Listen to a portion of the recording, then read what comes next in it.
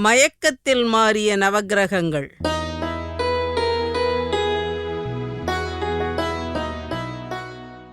இடைக்காடர். அது கோணார்களின் கிராமம்.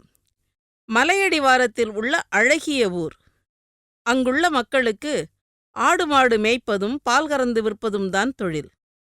காடன் என்பவன் ஆடு மேய்ப்பவன். ஆடுகளை மேய்ப்பான், பால் கறப்பான், தினப்படி வேலைகள் முடித்து யோகத்தில் ஆழ்ந்து விடுவான். இடைக்காடனுக்கு தான் இருப்பது யோக நிலையென்றோ ஐம்புலன்களையும் அடக்கிய சித்த நிலை என்பதோ எதுவும் தெரியவில்லை. இந்த நிலை, இந்த ஞானம் அவனுக்கு இயல்பாகவே வரப்பெற்றிருந்தது. சதா சிவனி சிந்தையில் மனம் லயித்து துறவு நிலையில் வாழ்க்கை நடத்தி கொண்டிருந்தவனை 2 கண்கள் இடைவிடாமல் கண்காணித்துக் கொண்டிருந்தன. அருள்பொழியும் அந்த கண்களுக்குச் சொந்தக்காரர் ஒரு சித்தர்.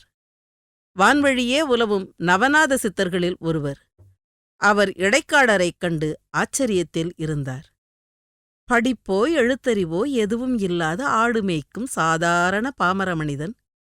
இவனுக்கு இப்படி யோகத்தில் ஒடுங்கி நிற்கும் ஞான நிலை எவ்வாறு ஏற்பட்டது? தினம் தினம் அதிசயப்பட்டவர் அந்த ஆடு மேய்க்கும் யோகியிடம் பேசிப் பார்க்க ஆசைப்பட்டார். வழக்கம்போல் ஒரு நாள் இடைக்காடன் வனத்தின் உள்ளூரச் சென்று ஆடுகளை மேய்ச்சலுக்கு அனுப்பிவிட்டு தனிமையில் யோகத்தில் ஆழ நினைத்தபோது எதிரே வந்து நின்றார் சித்தர். இடைக்காடன் திடுக்கிட்டான். என்னப்பா, உன் யோகத்துக்கு இடையூறாய் வந்துவிட்டேனா? ஐயோ சுவாமி, என்ன சொல்றீங்க? நீங்க இங்க வந்தது என்னோட புண்ணிய சுவாமி. பரவசமானான் காடன். பரபர என ஓடியவன் தர்ப்பை புல்லை அறுத்து வந்து தரையில் பரப்பி சித்தரை அமர வைத்தான். குடுகுடு என ஓடிப்போய் ஆட்டுப்பால் கறந்து வந்து நீட்டினான். சித்தர் மனம் மகிழ்ந்தார். முக்காலமும் அறிந்தவரான அவருக்கு இடைக்காடன் இன்னொரு சித்தராய் உருவாக வேண்டியவன் என்பது புரிந்தது. இடைக்காடனுக்குத் தானே குருவாயிருந்து ஞானமருள தீர்மானித்தார். சித்தரின் உபதேசம் தொடங்கியது. ஜோதிடம், வைத்தியம், ஞானம், யோகம் என பலவற்றையும் உபதேசித்தார். நாள்கள் வாரங்களாகி, வாரங்கள் மாதங்களாகி, மாதங்கள் வருடங்களாய் ஓடின. சித்தர் வஞ்சனையின்றி வாரி வழங்கிய ஞானம் இடைக்காடரை தெய்வத்தன்மை அடைய வைத்தது. முக்காலமும் அறியக்கூடிய மகா முனிவரானார் இடைக்காடர். சித்தர் விடைபெறும் நேரம் வந்தது. இடைக்காடா, நீ அடைந்த ஞானத்தால் இந்த உலகத்தை, மனிதர்களை உயர்த்துவதே இனி உன் பணி. மக்கள் ஏதும் அறியாதவர்களாய் அஞ்ஞானத்தில் மூழ்கிக் கிடக்கிறார்கள். ஆசையால் அலைக்கழிக்கப்படுகிறார்கள். அவர்களை திருத்தி நல்வழிப்படுத்த பக்தி மார்க்கம் ஒன்றே வழி. நீ போதிக்க வேண்டியது என்னவென்று புரிகிறதல்லவா? வாழி நீ. வருகிறேன் சொல்லிவிட்டு மறைந்தார் சித்தர். குரு சொல் மாறாமல் நடந்தார் இடைக்காடர். மக்களைத் தேடிப்போய் உபதேசிக்கத் தொடங்கினார். காம, குரோத, மனமாச்சரியங்களை விட்டொழித்து நல்வழியில் நடக்க வேண்டினார். அறிவுரை சொன்னார். நம் உடம்பே ஒரு பாம்பு புற்றுதான். இந்த புற்றுக்குள்தான் கோபம் என்கிற கொடிய விஷப்பாம்பு இருக்கிறது. வேண்டியவர், வேண்டாதவர் என்ற பாகுபாடின்றி எந்த நேரத்திலும் சீறி எழுத்து அடுத்தவரை கொத்திக் குதற அது தயாராய் காத்திருக்கிறது. அது நமக்குள் இருக்கும் வரை மனிதகுலத்துக்கு எந்த நன்மையும் தராது. நமக்குள் இருக்கும் புண்ணியத்தையும் அது அழித்துவிடும். சினமென்னும் பாம்பிறந்தால் தாண்டவக்கோணே, யாவும் சித்தி என்று நினையேடா தாண்டவக்கோணே என்பது இடைக்காடரின் பாட்டு. இவரின் உபதேசப் பாடல்கள் தத்துவப் பாடல்களாக வெளிப்பட்டன. இவரின் பாடல்கள் இடைக்காடர் உபநிடதம் என்று மக்களால் அழைக்கப்பட்டு பரவப்பட்டன. இந்தச் சூழ்நிலையில் ஒரு பெருத்த அபாயம் வரப்போவதை இடைக்காடர் அறிந்தார்.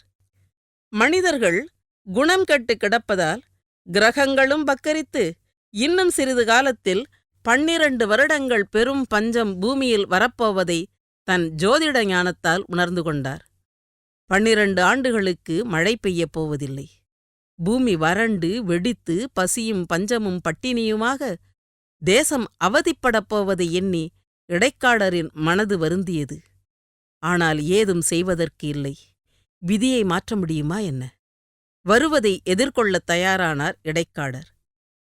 காடுகளில் எந்த காலத்திலும் எந்த சூழ்நிலையிலும் கிடைக்கக்கூடிய எருக்கஞ்செடிகள் புதராய் மண்டிக் கிடந்தன. இடைக்காடர் அப்போதிலிருந்தே தம் ஆடுகளை எரிக்கிலை தின்ன பழக்கினார். அது மட்டும் இல்லாமல் ஆண்டுகள் 12 ஆனாலும் கெடாமல் இருக்கக்கூடிய குறுவரகு என்னும் தானியத்தை களிமண்ணோடு கலக்கி அம்மண்ணால் சுற்றிலும் சுவர்கள் வைத்து எழுப்பி குடிசை ஒன்றை கட்டிக்கொண்டார். இடைக்காடரின் ஜோதிடக் கணிப்பின்படி கொடிய கரங்களோடு பஞ்சம் வந்தது. அதன் கோரப்பிடியில் மக்கள் பசி பட்டினியால் மாண்டனர். மேய்வதற்கு புல் பூண்டு கூட இல்லாமல் ஆடு மாடுகள் மந்தை மந்தையாய் இறந்தன. இடைக்காடர் முன்னெச்சரிக்கையாக தன் ஆடுகளுக்கு எரிக்கிலை தின்ன பழக்கியிருந்ததால், எரிக்கிலை இந்த பஞ்சகாலத்திலும் மண்டி கிடந்ததால் இடைக்காடரின் ஆடுகள் மட்டும் தப்பி உயிர் பிழைத்தன. பஞ்சமில்லாமல் பால் தந்தன. ஆனால் எரிக்கிலை தின்பதால் அவற்றின் உடலில் அரிப்பு ஏற்பட்டு அரிப்பை போக்கிக் கொள்ள ஆடுகள் சுவற்றில் உராய்ந்து கொண்டன. அதனால் சுவர்களில் ஒட்டியிருந்த குறுவரகு தானியம் உதிர்ந்தது. இடைக்காடர் உதிர்ந்த தானியங்களைச் சேகரித்து ஆட்டுப்பாலில் காய்ச்சி உணவாக்கி உண்டு எந்த குறையுமின்றி ஆரோக்கியமாக இருந்தார். பஞ்சத்தை தோற்றுவித்த நவக்கிரக நாயகர்கள் இடைக்காடரின் இருப்பிடத்தை பார்த்து ஆச்சரியமடைந்தனர். அவரும் அவருடைய ஆடுகளும் ஆரோக்கியமாக நலமாக உயிர் வாழ்வதின் ரகசியமறிய விண்ணிலிருந்து இடைக்காடரின் வீட்டுக்கு இறங்கி வந்தனர். வாசலுக்கு வந்த நவக்கிரகங்களை மனமகிழ்ச்சியுடன் வரவேற்றார் இடைக்காடர். விண்ணுலக தேவர்களே, நவக்கிரக நாயகர்களே, இந்த ஏழையின் குடிசைக்கு வருகை தந்த தங்களை வணங்குகிறேன். வாருங்கள், அமருங்கள்.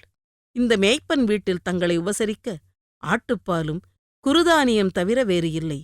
தயவு செய்து மறுக்காமல் இந்த எளியவனின் நைவேத்தியமாக இதை ஏற்றுக்கொள்ள வேண்டும்.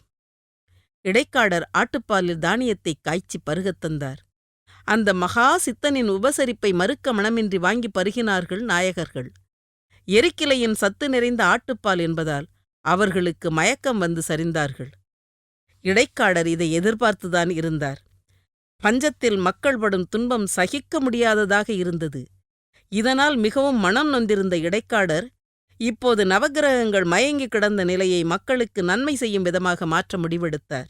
நவக்கிரகங்கள் எந்தெந்த திசையில் இருந்தால் வானம் பொழிந்து பூமி செழிக்குமோ அந்த நிலையில் அவர்களை மாற்றி படுக்க வைத்தார். வானம் இருண்டது. கருத்த மேகங்கள் சூழ்கொண்டு ஓடோடி வந்தன.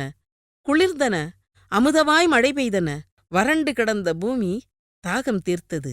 ஆறு, ஏரி, குளம் எல்லாம் நிரம்பி தழும்பின. நவக்கிரக நாயகர்கள் விழித்தெழுந்தனர். நடந்ததை அறிந்து கொண்டனர். மக்கள் மீது அன்பு கொண்டு ஜாலம் நிகழ்த்திய மகாசித்தன் இடைக்காடரை வாழ்த்தி ஆசி கூறி விண்ணுலகம் சென்றனர். இடைக்காடரின் இச்செயலால் எங்கும் அவர் புகழ் பரவியது. ஞானியரும் துறவியரும் கூட அவரை வந்து தரிசித்துச் சென்றனர். இடைக்காடரை தரிசிக்கவும் அவரிடம் உபதேசம் பெறவும் மக்கள் எங்கிருந்தெல்லாமோ வந்து குவிந்தனர். இடைக்காடர் மக்களை குருவின் சொற்படி பக்தி மார்க்கத்தில் கொண்டு செல்லவே உபதேசித்தார். ஒருமுறை திருமாலை வழிபடும் பக்தர்களுக்குச் சந்தேகம் ஒன்று எழுந்தது. விஷ்ணு எடுத்த 10 அவதாரங்களில் எந்தெந்த அவதாரத்தை வழிபட்டால் பலன் விரைவில் கிட்டும் என்பதுதான் அந்த சந்தேகம். இடைக்காட்டுச் சித்தரிடம் வந்து கேட்டார்கள். ஏழை, இடையன், இளிச்சவாயன் என்று நறுக்கு தெரித்தது போல் சொல்லிவிட்டு போனார் இடைக்காடர். கேட்டவர்களுக்கு ஒன்றும் புரியவில்லை. இடையன் என்றால் கிருஷ்ணன், இளிச்சவாயன் என்றால் நரசிம்மன், ஏழை என்றால் அயோத்தி அரசனின் மகனாக பிறந்தும் காட்டில் திரிந்து ஏழையாகவே வாழ்ந்தாரே அந்த ராமபிரான்தான் என்று பிறகு புரிந்து கொண்டார்கள். இடைக்காடர் கடைசி காலம் வரை மக்களின் அறியாமையை போக்கி அவர்களை நல்வழிப்படுத்துவதற்காகவே பணியாற்றினார். இவர் இறுதியாக திருவிடைமருதூரில் சமாதி நிலையடைந்தார்.